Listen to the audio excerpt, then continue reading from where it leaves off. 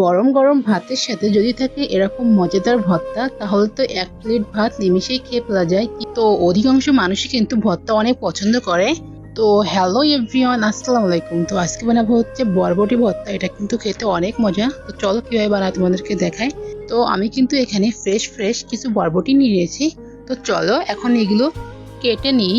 তো দেখো অলমোস্ট কিন্তু আমার বরবটি কাটা শেষ। তো এখানে কিন্তু আমি রসুন, পেঁয়াজ, কাঁচামরিচ আর শুকনো মরিচ আর বরবটিগুলো কেটে নিয়েছি। তো এখন একটা প্যানে আমি বরবটিগুলো দিয়ে দিব। তো দেখতে পাচ্ছ আমি বরবটিগুলো দিয়ে দিচ্ছি। তো বরবটিগুলো দিয়ে এখানে আমি অল্প পরিমাণে একটু পানি দিব, দিয়ে ঢাকনি দিয়ে ঢেকে রাখবো। তারপরে যখন বরবটির ভিতর যে পানিটা দিয়েছিলাম সেটা যখন শুকিয়ে যাবে তখনই কিন্তু আমি এটা অল্প একটু নাড়াচাড়া করে তারপরে প্লেটে নামিয়ে নিব। তো দেখো বরবটিগুলো এখন আমি একটা প্লেটে নামিয়ে নিচ্ছি।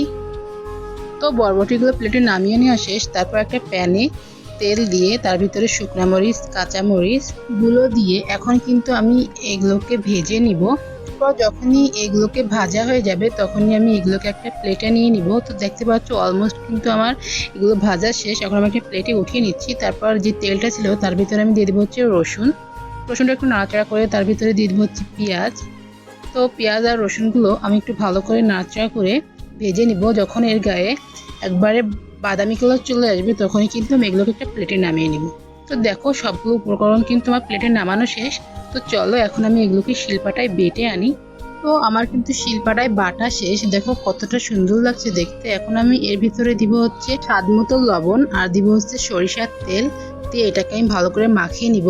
তো গাইস ভর্তাটা কিন্তু মাখাতে যে আমার জিভে পুরো পানি চলে আসছিল, এতটা ঘ্রাণ বের হয়েছিল এটা দিয়ে। তো চলো এবার ভাত দিয়ে খেয়ে দেখা যাক ভর্তাটা আসলে কেমন হয়েছে। এতটা মজা গাইস এই ভর্তাটা বলার বাহিরে। একটুখানি ভর্তা নিয়ে ভাত মাখিয়ে তার ভিতরে একটু কাঁচামরিচ ভেঙে যখনই মুখের ভিতর দিছি না গাইস, এতটা মজা লাগছে বলার বাহিরে। তোমরা অবশ্যই এটা বাসায় ট্রাই করো। আশা করি তোমাদের কাছে কিন্তু ভালো লাগবে এই রেসিপিটা। আমাদের বাসায় কিন্তু এই ভর্তাটা সকলে অনেক পছন্দ করছে। তো গাইস ভিডিওটা যদি ভালো লাগে তাহলে অবশ্যই লাইক করো আর কমেন্ট করতে ভুলো না, কিন্তু তোমাদের কমেন্ট আমাকে অনেক উৎসাহ দেয়। তো আজকের ভিডিওটা পর্যন্ত, সবাই ভালো থাকো, আল্লাহ হাফেজ।